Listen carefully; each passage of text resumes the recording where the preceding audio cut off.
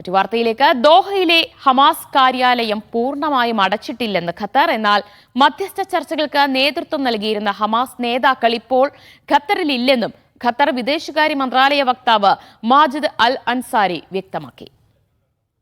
ഗസയിലെ യുദ്ധം അവസാനിപ്പിക്കുന്നത് സംബന്ധിച്ച് നിലവിൽ മധ്യസ്ഥ ചർച്ചകളൊന്നും നടക്കാത്തതിനാൽ ദോഹയിലെ ഹമാസ് ഓഫീസ് ആ തരത്തിൽ പ്രവർത്തിക്കുന്നില്ല. എന്നാൽ ഓഫീസ് അടച്ചുപൂട്ടിയിട്ടില്ലെന്ന് ദോഹയിൽ നടന്ന വാർത്താ സമ്മേളനത്തിൽ ഖത്തർ വിദേശകാര്യ മന്ത്രാലയ വക്താവ് മാജിദ് അൽ അൻസാരി അറിയിച്ചു.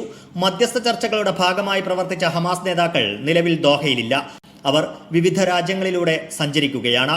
ഹമാസ് രാഷ്ട്രീയകാര്യ ഓഫീസ് ചർച്ചകൾക്കുള്ള കേന്ദ്രമെന്ന നിലയിലാണ് തുറന്നത്. മധ്യസ്ഥ പ്രക്രിയയില്ലെങ്കിൽ ഒരു പ്രവർത്തനവും ഉണ്ടാകില്ലെന്നും അദ്ദേഹം വ്യക്തമാക്കി. ഓഫീസ് സംബന്ധമായ കാര്യങ്ങൾ ഔദ്യോഗിക കേന്ദ്രങ്ങൾ വഴി അറിയിക്കും. ഊഹാപോഹങ്ങളുടെ ഭാഗമാകരുതെന്നും മാജിദ് അൽ അൻസാരി പറഞ്ഞു.